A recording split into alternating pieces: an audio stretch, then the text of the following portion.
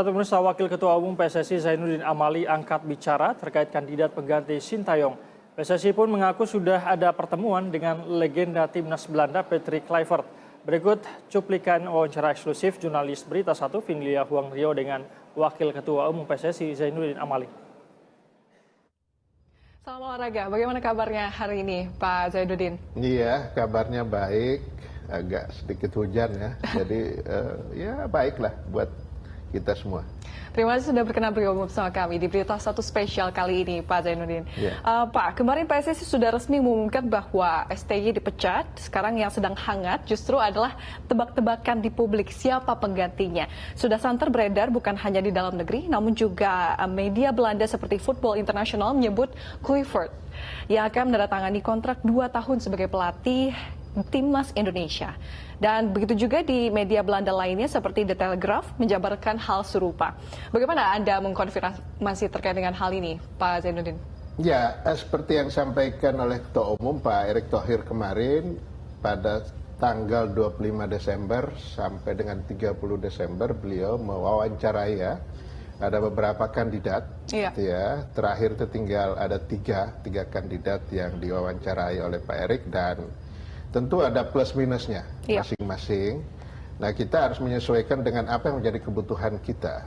Karena yang dilakukan sekarang ini adalah dalam rangka transformasi sepak bola Indonesia. Kan sebagaimana kita ketahui bahwa sejak kepemimpinnya Erick Thohir, kita membuat langkah-langkah terobosan yang dalam bentuk transformasi, dan itu ada roadmap-nya. Dan itu sudah dipresentasikan ke FIFA, sehingga apa yang sudah disampaikan kemarin ya, artinya kita berpisah dengan STY atau tidak bekerja sama lagi, ya itu adalah bagian dari perjalanan transformasi sepak bola kita. Nah, siapa yang akan menggantikan? Tentu ada kriteria-kriteria yang ditetapkan oleh federasi ya. Hasil diskusi eksekutif komite, termasuk saya ada dalam situ dan ketua umum. Dan itulah sebabnya beberapa hari di akhir Desember tahun lalu Pak Erick mewawancarai. Dan terakhir itu tinggal ada 3 orang, dan mudah-mudahan akan terpilih salah satu dari 3 orang itu. Kita tunggu aja tanggal 12 sebagaimana yang diumumkan kemarin. Tanggal 12 Januari ini ya Pak ya, akan diumumkan secara resmi. Dia akan, sebenarnya teman-teman media sudah akan bisa tahu pada saat tanggal 11. Karena kan pasti dia akan landing tanggal 11, kemudian akan ada acara diperkenalkan dengan Esko, kemudian akan kita bawa ke pemerintah, ke Pak Menteri Pemuda Olahraga. Kemudian kita akan juga kenalkan dengan fasilitas yang ada ya, di mana hotel yang selalu dipakai untuk menginap tim nasional, kemudian peralatan sport science-nya dan lain-lain. Nah, itu akan diundang teman-teman untuk juga mewawancarai. Mau nanya apa aja silahkan gitu loh. Justru di tanggal 11 juga sudah bisa terkonfirmasi ya Pak Zainuddin. Iya. Dan dari 3 kandidat yang plus minus itu tadi Pak, itu semuanya berarti apakah dari pelatih Eropa? Dan kira-kira alasannya kenapa untuk memilih pelatih dari Eropa, khususnya dari Belanda begitu? Ya, kemarin Pak Ketua Umum Pak Erick Thohir sudah menyampaikan bahwa beliau sudah eksplisit itu dari benua Eropa dan negaranya spesifik dari Belanda, karena kita tahu bahwa diaspora kita yang sekarang sedang bermain di tim nasional senior khususnya itu banyak kan yang dari Belanda. Nah, kita berharap dalam sisa waktu yang 2,5 bulan kira-kira begitu menuju pertandingan berikutnya, kita sudah harus siap ya, sudah siap. Nah, salah satu yang menjadi hal yang harus dipahami bahwa tim nasional itu paling tidak ada 3 komponen. Yang pertama adalah pemain, players, ya, itu. Nah, kita tahu bahwa pemain-pemain tim nasional sekarang ini sudah luar biasa. Mereka adalah para pemain yang grade A lah, kira-kira begitu. Main di kompetisi Eropa pada umumnya, dan di dalam negeri mereka main di Liga 1 ya. Dan kemudian mereka juga kulturnya ya, sejak lahir sudah dengan kultur Eropanya gitu ya. Dan dia dilatih, kemudian dia main di klub-klub Eropa. Nah, Ya, faktor kedua adalah pelatih. Nah, pelatih ini menentukan karena dia menjadi leader di dalam sebuah tim, dan oleh karena itu dia harus bisa memimpin semua unsur di dalam tim itu. Dan yang ketiga adalah program. Nah, hal penting yang perlu kita pahami bahwa programnya harus bagus, sasarannya kemana. Tetapi sebagus apapun programnya, kalau tidak bisa dikomunikasikan dengan baik kepada pemain, itu juga tidak akan jalan di lapangan. Nah, itulah salah satu yang menjadi alasan kenapa kita pilih Eropa, apalagi Belanda. Nah, karena kira-kira latar belakang seperti itu.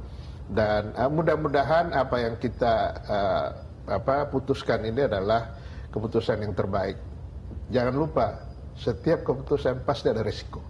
Baik. Kita tidak ambil pelatih pun pasti ada resiko. Kita ambil pelatih baru pun pasti ada resiko. Jadi kami sudah kalkulasi resiko itu.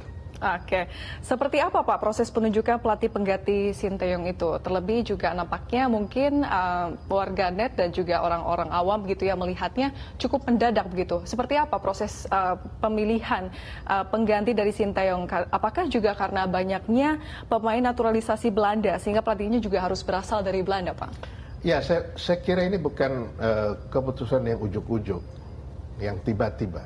Kan Pak Erik kemarin sudah menjelaskan, evaluasi setiap game itu kita lakukan. Setiap game kita lakukan, di mana kelemahannya, di mana kelebihannya. Nah, sebelum kita melawan China, itu dinamikanya makin tinggi. Dinamikanya di internal timnas ya. Kan kita sebagai federasi tidak bisa mendiamkan dinamika itu. Kita harus mencari jalan keluar bagaimana supaya ini tidak menjadi hambatan di dalam tim itu. Nah, jadi tapi kan tidak mungkin kita ambil keputusan pada saat itu sementara kita masih ada game-game berikutnya harus kita amankan. Nah, kenapa timingnya kemarin? Nah, karena pertimbangannya itu. Jadi bukan tiba-tiba bangun tidur pingin ganti pelatih, tidak. Ada proses, proses evaluasi dan kemudian apa yang harus kita lakukan. Nah, tentang pemilihan yang akan datang, tentu kita belajar dari perjalanan kita, perjalanan tim nasional sampai di posisi yang sekarang nih. Di mana yang bagusnya, di mana yang kurang bagusnya. Nah, itu juga harus disampaikan kepada calon pelatih dan saya kira selama ini sejak Pak Erik dia one on one, dia wawancarai langsung,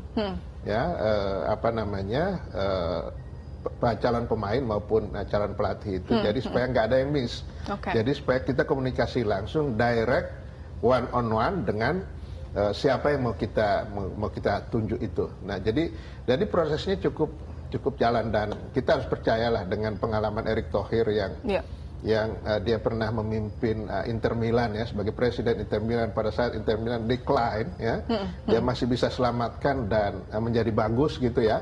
Jadi saya kira dengan pengalaman-pengalaman ini dan support dari eksekutif komite kita semua, mudah-mudahan menjadi keputusan yang baik.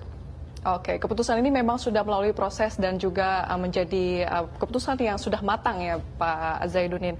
Dan juga kalau berbicara tentang Kluivert, tentu sederet prestasinya sudah tidak diragukan lagi. Tapi ada juga kontroversinya yang salah satunya itu adalah soal terlilit utang perjudian. Apakah PSSI sudah mempertimbangkan hal ini kalau seandainya memang Patrick Kluivert ini yang akan menjadi pengganti dari STY Pak? Ya, semua hal kita pertimbangkan tapi saya belum menyampaikan bahwa sudah pasti Patrick ya. Nah, kita tetap masih ada tiga kandidat yang sudah diwawancarai dan apapun tentang soal-soal pribadi itu juga masuk di dalam pertimbangan itu tapi tidak menjadi dominan. Yang paling dominan yang kita butuhkan adalah kemampuan dia untuk melatih dan kemampuan dia menjadi leaders di dalam tim itu serta bagaimana mencapai target. Target kita adalah lolos Piala Dunia.